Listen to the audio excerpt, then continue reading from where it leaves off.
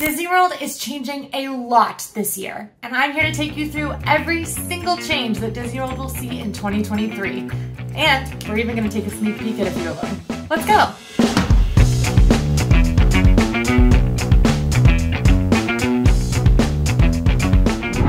Let's start it off with the talk of the town, Tron Light Cycle Run. Tron! What do these buttons even do? Team Blue! How do you turn it off? Well, that was fun for a minute.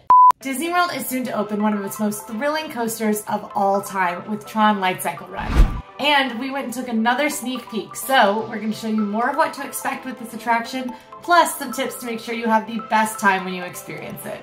Tron Light Cycle Run is a launched roller coaster coming to Magic Kingdom. It'll be located in Tomorrowland, and if you've been lately, you've probably seen the massive construction of the canopy and ride building in the very back of Tomorrowland near Space Mountain. The story of the ride is that you are riding on a light cycle just like in the Tron movies. You're racing for Team Blue against the dastardly Team Orange. I didn't know Team Orange were the bad guys. Now I do. So that was really good that I've learned that. Tron officially opens on April 4th, 2023, but it is currently in a soft opening period in Magic Kingdom. So guests are getting to experience the ride right now.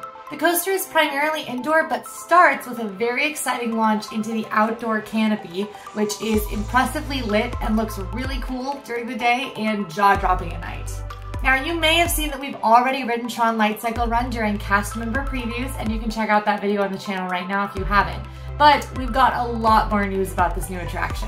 We got to experience riding Tron Light Cycle Run at night for the first time during the recent media preview for the attraction. Thank you, Disney, for inviting us to experience all the Disney thrills. But it was such a blast at night, and I'm so excited to be able to tell you guys about it because it was very cool. Confirmed, as we all guessed, it is better after dark. Once the sun goes down and you can really see the lights on that canopy, oh, it's beautiful. So when you're thinking, should I try to ride Tron during the day or should I go at night? I'm gonna be honest, I don't think there's that much of a difference. Tron is really thrilling whether you go in the day or at night. At night, the only big difference is you can see those canopy lights a lot better, which are really beautiful, and your eyes adjust a lot better when you go from the outdoor portion to the indoor portion. So that makes it a lot easier for you to see the effects once you get in there, but it's not like you can't see them during the day. What I would say is don't stress too much about getting on Tron at night. Instead, ride it when it's easiest for you to ride it. Tron, of course, is opening with a virtual queue and as an individual lightning lane. You can certainly guarantee riding at night with that individual lightning lane, but that's gonna be a lot harder with the virtual queue, and I wouldn't chance it. I would just try to get on the ride.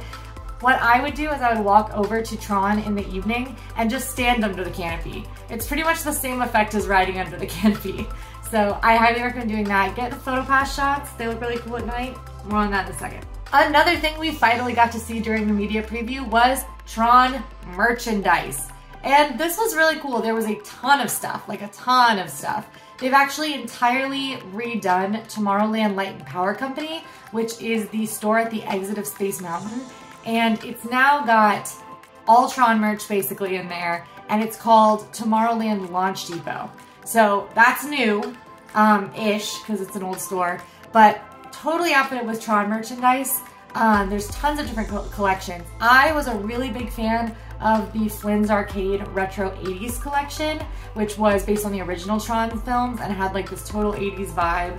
I will be getting some of that. I cannot be stopped. I wish I could stop me. I can't. But the real showstopper merchandise-wise has to be the Identity program, which blew my mind. Blew my mind. It's an interactive experience just as much as it is a merchandise experience.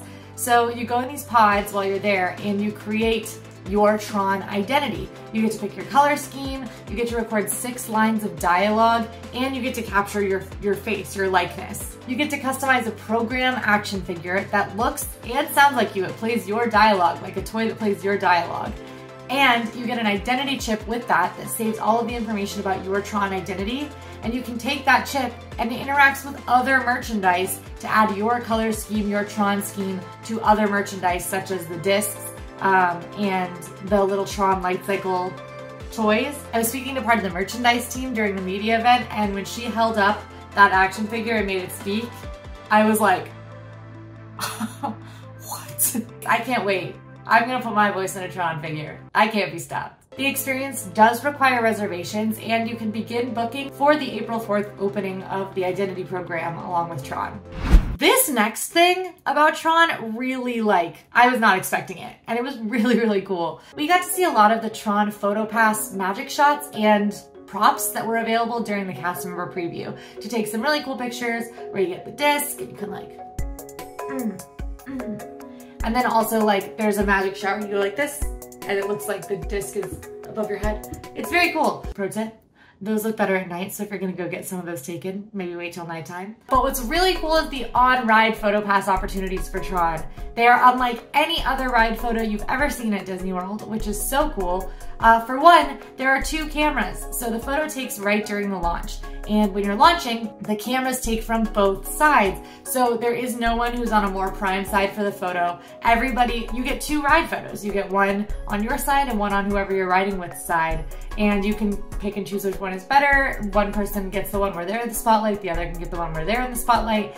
And there's an on-ride video. And I'm not talking about a Buzz Lightyear Space Ranger spin Tower of Terror video. I'm talking it's actually a video that you move in. Typically, when Disney has done ride videos in the past, they use your ride photo to create kind of a moving sort of image. The background moves or the border moves. In this instance, you get this really cool lead-in, and then it is actually the slow motion video of you launching on the attraction. It's so cool. I can't stop looking at mine. I have a bunch of them from the media day, and they are awesome. So if you have PhotoPass, Memory Maker you can use to download these things. They'll be included with Memory Maker if you have that with your annual pass. If you would like to purchase that before your vacation as part of your package. Those pictures are included with PhotoPass photos, and they are beautiful. They're so cool. I've never looked cooler, actually, now that I think about it. Another thing that we did not get to experience, but I am going to lose my mind when I do, is the Tron snack stand. There's gonna be a snack stand. It's called Energy Bites.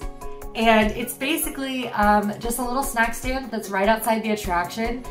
We got to see the full menu because it was posted on the stands when we were at the media event, so we could see that there was a full menu there. Disney says it's going to have breakfast bites, savory snacks, sweet treats, and refreshing beverages. Energy Bites actually did open just a few days ago with the start of Tron's soft opening, and you can head over to All.Ears.net now to see pictures of the food and a full review. I'm most excited to try the digital dumplings, specifically the beef and broccoli one, and the strawberry isoform, which is a mochi ice cream dessert.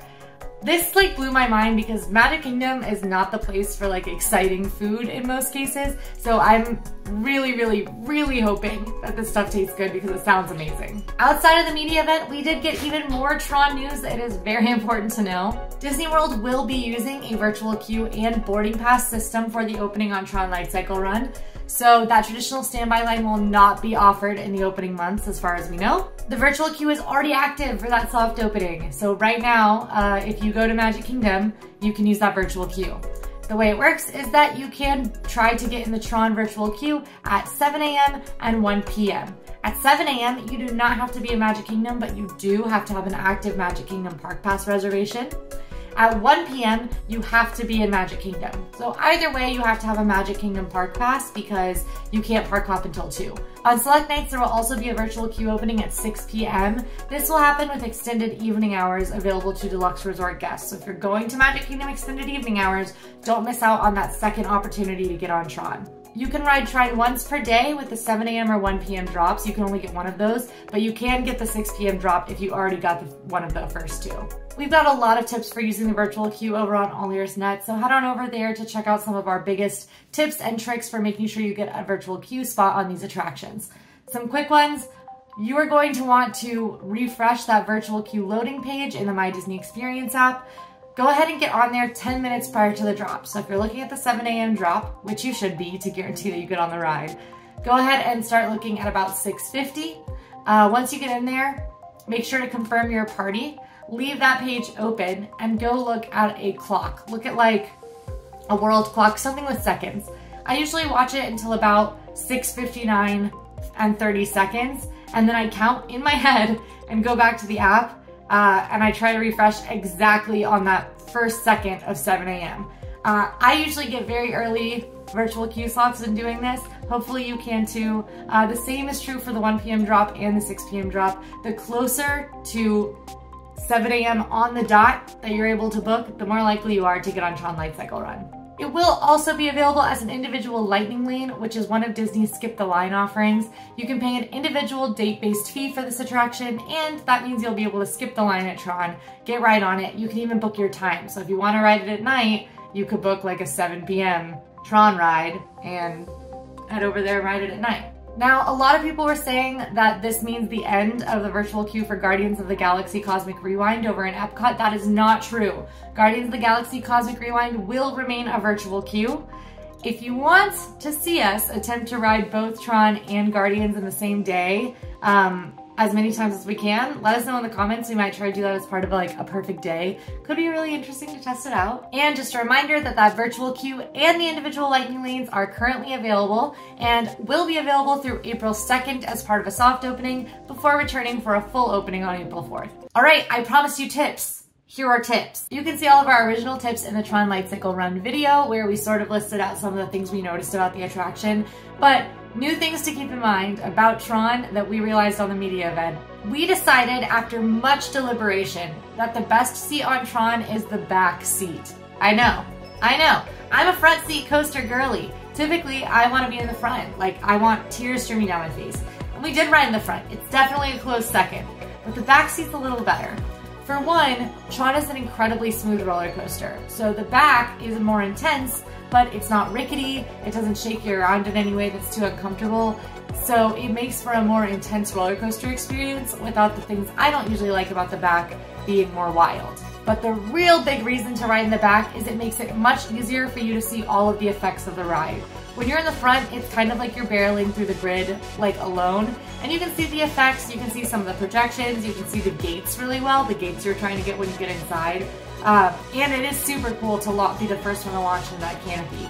But between the ride vehicles being so interestingly themed and the lighting on the ride vehicles is part of the attraction's effects once you get inside, there are some effects that you just can't see when you're in the front row. For instance, there's one effect where the hexagons on the canopy chase your ride vehicle. It's very hard to see from the front, and you can get the full effect of that when you're in the back seat. Spoiler alert. My favorite effect is when you are inside, there's a part where you're racing alongside Team Orange, and the way the Team Orange effect is made is by a mirror that you go by, and your light cycles light up orange for a moment and then relight up blue, and it's very, very cool. Definitely my favorite effect. Keep an eye out for that one if you're riding in the back, or in the middle, you can still see it. Now the back on most of the trains is that regular light cycle seat, but they do have an accessible seat on the back of the trains as well. You can learn more about that in our Tron Light Cycle Run video. That seat is for anyone who wouldn't be comfortable on the ride vehicle, but those Tron Light Cycle Run light cycles are also not accommodating to all body types. So if that's the case for you, you can ride in the accessible vehicle as well. Another tip, the ride could provide stellar fireworks views if you go at the right time. This has got to be tricky. Fireworks views from Tron are seen kind of under the canopy as you're zooming through. It would only be for a second, but I think it would be jaw-dropping. So if you can time your Tron ride with fireworks, make sure to be keeping an eye out for that. We also discovered there's a way to sit on those light cycles that is more comfortable and might make it so that the seat is more accommodating if you have larger calves. If you have larger calves, and really if you're anyone who wants to be more comfortable in the seats, this will really work for me. I'm taller, and this was really helpful for me feeling comfortable in those seats. When you sit down, slide your knees as far back in those little rests as you can. And also, instead of having your foot resting like in a step, like in tippy toe, rest your foot flat on the ground. That can help you to, one, feel more comfortable in those seats. It's a lot easier to rest in that position. And two, if you have larger calves, this can make it so that the restraint hits the thinnest part, the crook of your knee, and might make it so that you can fit in the light cycle seats when you wouldn't otherwise be able to. But enough about Tron. There are other ride updates coming to Disney World this year as well. First of all, Journey of Water, inspired by Moana, is coming to Epcot in the fall of 2023. This experience will open in World Nature and is going to be a walkthrough attraction where you get to experience some of the wonders of water, including learning about the water cycle guided by Moana. Disney is calling it a lush exploration trail where you can play with magical living water.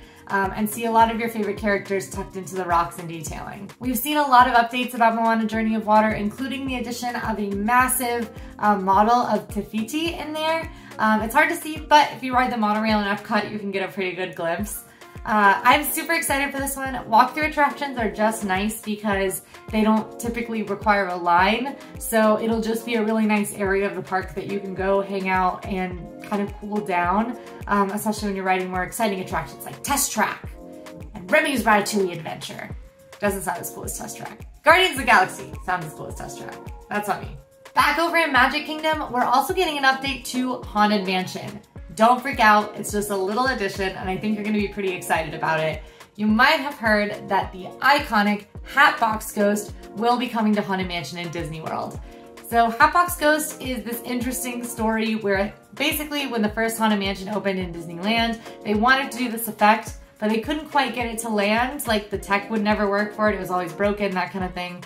In 2015, it got officially added to the Disneyland Haunted Mansion. They got the effect to work, it looks super cool, and now it's coming to Disney World. So that's happening sometime this year as well, but we don't know the details on a season. Enough about rides, let's talk about food. Yeehaw! Should I get a cowboy hat? I've put on a cowboy hat. I was shocked by this next Disney World change. A new restaurant is coming to Disney's Hollywood Studios, and while it might not seem surprising that Toy Story Land is getting a table service restaurant, it was surprising just how much I liked Roundup Rodeo Barbecue. This new table service restaurant will open on March 23rd, 2023, and advanced dining reservations are now available. Yes, that means it opens tomorrow, and yes, we will have a full review out on the channel this Saturday at 10 a.m. Eastern Standard Time. Guests will dine among play sets of Western towns and a train station while rodeo festivities take place during the meal of barbecue fare served family style. It's $45 for adults and $25 for kids. Now, our update that we have today is that we did get the opportunity to go inside Roundup Rodeo Barbecue during the recent Disney Media event. On top of that, we got to try out a sampling of the food, but more on that in a minute. I was not expecting to love the atmosphere of Roundup Rodeo Barbecue. I was expecting it, based on photos and concept art, to just be a little lackluster, maybe feel not quite so immersive. I was very wrong. When I walked in, I felt more like a toy than I have ever felt like in Hollywood Studios at Toy Story Land. I felt little. I felt like there were so many details to see. There are even exciting hidden details. Two of my favorites are the birthday wrapping paper floor and also the fact that you can see the giant plugs hanging from the ends of the Christmas lights.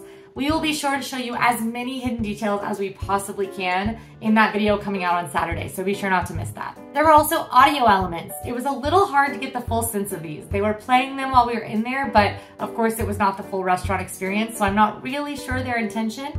There is an audio where Andy comes into the room, and I hear that all of the servers will freeze when this happens. There was an audio of Woody announcing winners of something, and there was audio of Rex having a party that goes a little off the rails. We will be sure to catch all of these audio effects and their full experiences for that video on Saturday. Now it does feel like it should be a character meal with such an exciting environment. Like, it's sort of weird to me that I'm not meeting Woody at the same time. However, I actually like having a more immersive, interactive dining experience that doesn't have characters. So it kind of depends on if you are more of a character geared person or not, whether that's a disappointment for you. Now for the food. We're heading on over to Pass Quincy to get that review. Partner? Howdy, partners. These look so fluffy and tasty. Looks like just a hunk of watermelon. Got the Evil Doctor smoked ribs and Buttercup's beef brisket. I also got all the barbecue sauces. Hefty lad, this rib. It's a good rib. This is dangerous. So I'm pretty happy with this, actually. I've heard good things about the brisket. Really exploded, like, with flavor in my mouth as I chewed it. We've got the mean old potato salad, of course named for Mr. Potato Man. Mr. Potato Head, his name's not Mr. Potato Man. Who's Mr. Potato Man? It was a pretty good potato salad. You get a lot of drinks included, like soft drinks and stuff like that, but there's peach tea, which is for this location, so that's what we're trying today. Ooh, this is Bo's lemon blueberry cheesecake pie. That was pretty tasty. The apple, because I'm an apple pie gal. Quirky.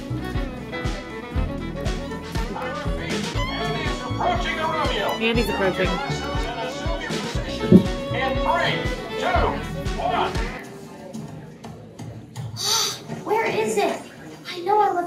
over somewhere. Mom! Have you seen my cowboy belt buckle? Well done, cowpokes. Perimeter secure. That's hard. They do that every day. Woody's Roundup gets this big okay from me. I love you. Final thoughts on the food. I think they really nailed the family cookout vibe. This was awesome backyard barbecue food, but do you really want to pay $45 a person for food that you would get at your family's backyard barbecue? Up to you. You're going to want to pay attention to this next section if you are hoping to meet some exciting and interesting Disney characters. There are several new meet and greets coming to Disney World in 2023. One of them is that Moana will be coming to Disney's Animal Kingdom. Moana is arriving for Animal Kingdom's 25th anniversary on April 22nd. Now, Disney has said they'll be presenting Moana around the Discovery River. Their photos show her standing alongside the side of the river, but the language almost sounds like she could be on one of the flotillas, one of the boats that goes around Discovery Rivers. So it's hard to say if it will be a full meet and greet or just a sighting, but fingers crossed it's a full meet and greet. A lot of the language says that it will be full meet and greet. One of the things Disney says is that Moana will greet fellow Voyagers on Discovery Island. So hopefully a meet and greet on Discovery Island.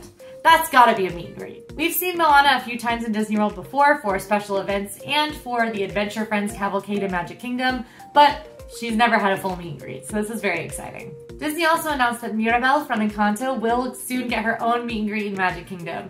So she'll be greeting guests in Fairy Tale Garden, which is currently where Merida greets. The new offering is set to open sometime in the fall of 2023. This space will be transformed to have the whimsical decor inspired by La Familia Madrigal. It is unclear whether or not Merida will continue to meet elsewhere. Emma did speak with a cast member recently at the Merida meet and greet, and the cast member said that potentially Merida might find a spot in Epcot. That is all question marks. We have no idea if that's true, if that's the case, but the Merida meet and greet may be gone, may move elsewhere. Unclear. Disney did announce a Figment meet and greet coming to the Imagination Pavilion a few months ago, and now we know that it will debut this summer. And speaking of meet and greets over in Epcot, Communicore Hall, the new building and space that's coming to World Celebration over there, will be the location of a new Mickey and Friends meet and greet. The experience is expected to open later this year, assumingly with the rest of Communicore Hall. And on top of announcing that, Disney did share a sneak peek of what we can expect from the inside of Communicore Hall, which will be home to all things Epcot festivals. You can see in the concept art there's like a huge colorful statue of Figment. There seems to be an inside out activity going on. Can't wait to see. One change isn't so much new as it is a return, but it might be more anticipated than any other change on this list. The return of Happily Ever After fireworks show in Magic Kingdom and fireworks updates in Epcot. Happily Ever After was a beloved show, and there was a solid amount of outcry when it was replaced with Enchantment for Disney World's 50th anniversary celebration. Now though, the show is returning. It will mostly be the same old Happily Ever After that you know and love, but now it does have projections all the way down Main Street just like Enchantment had. It's set to return officially to the park on April 3rd. Now, as part of the media event, Emma and I did get to watch the show during a cast member preview. The CM reaction was so enthusiastic. It was so great to hear the Happily Ever After song booming around Magic Kingdom, to hear the cast members cheering.